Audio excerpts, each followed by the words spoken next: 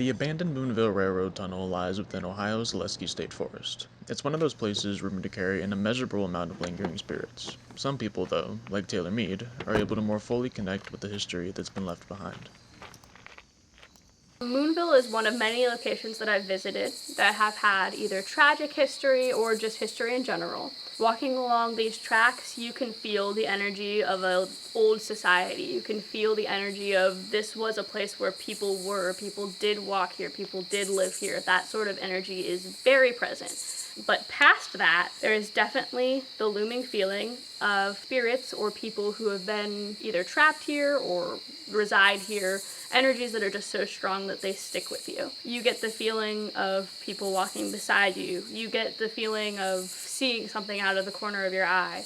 I've definitely felt like there was someone just right here walking with me out of this tunnel. With places, there's always an energy field of some sort you walk in and you can just feel that type of energy. And it doesn't need to be a dead person energy. Just like here with people leaving like profane kind of graffiti and good kind of graffiti, like they leave a mark of some sort of energy. And I feel like when it comes to supernatural, especially when lots of things have happened in one place, that energy kind of thickens. And I'm very capable of telling that it's there, at the very least. I'm very empathetic toward it. There are plenty of myths of people who have died around this area. I would definitely say they are still around. Ever since she was a kid, Taylor has always had a solid connection to spiritual energies. It all truly started, in fact, when she would visit her grandparents' house. So my grandparents owned what was very comparable to the Conjuring type house. Every single one of my cousins, extended family members, have all said that they have had experiences in that house, primarily hearing their names being called. And that is something that I had directly experienced as a child, was hearing my name being called. For a period of time, I lived with my boyfriend and his family, and they were very kind to let me live in the basement of their house. Just like any other basement, it gets creepy, it gets dark, that kind of a thing. And that was around the time that I started hearing my name again. No one was hearing voices or being touched like I was, but there was definitely a presence, and even down to his youngest sister, we were starting to notice that there were things going on. With places like Moonville, it's hard to find concrete evidence of spirits being left behind. And like so many others have tried to explain away the stories of Moonville, Taylor has spent most of her life trying, but failing really, to find reasonable explanations behind her experiences. I have sleep paralysis, and if you don't know what sleep paralysis is, it's essentially where I wake up, sort of, and the realities of my sleep and actual reality blend together. Sometimes it can be a really terrifying experience. Most of the time I can't move or say anything. A lot of times there's visuals that go with that. So I had been having spouts of that sort of thing. And there are a lot of people who do connect those sort of experiences with the supernatural. I don't believe that all of the experiences I have when I have sleep paralysis are attached to the supernatural. However, there were 2 instances that directly connect, and that was waking up to the voice of a young girl urgently trying to wake me up saying, "Taylor!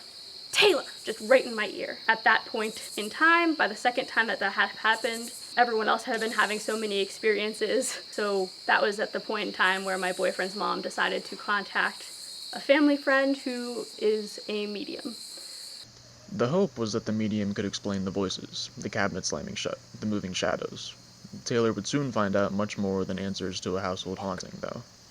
So a medium is a person who is almost like a bridge between our worlds and the supernatural. They can be someone who sees supernatural things, they can be someone who hears supernatural things. Essentially, they just have a good connection with our world and the supernatural world alike. This medium in particular that visited our home was able to find out that the voice that was waking me up was a little girl named Sally, that she was really just there to have fun and play, and that she doesn't actually always haunt the house, she visits. It wasn't a spirit directly attached to me, but that she was speaking to me and waking me up because I was the only one who was really, really receptive of her existence. As she explained to me, I'm apparently an empath, which makes me sound really crazy.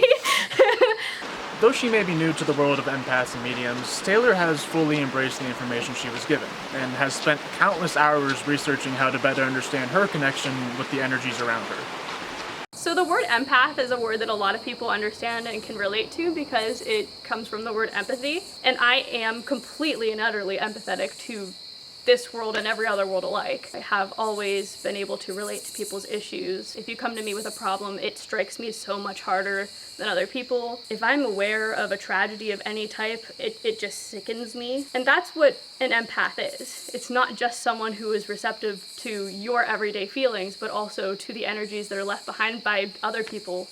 And it can be good and bad. Being able to identify myself as an empath has actually taken so much weight off of my shoulders. In the past, I would get such negative energy building up inside of me just because of other people that I knew or places that I had been. Being able to actually know what is causing that, I can do something that is called grounding, which is a practice that the medium actually taught me. And that is basically to take off your shoes, to walk on the bare earth, and to just let that energy just flow out and just return it to the world, get it out of your body, so that you're just left with the emotions that you rightfully are supposed to feel. Around here, there's a lot of tension. There is a lot of tension, and that would make sense. But a lot of the stories that reside here are stories that haven't been fully told, that we don't know anything other than word of mouth. That can leave a lot of unrest for those people who have died here who have no justice. But as far as traveling to places like this goes, I think now that I know where the feelings are coming from, I really enjoy experimenting with what places cause what emotions and understanding more of the history of places. I've never been one to read history, but it is something completely and utterly different to experience it firsthand.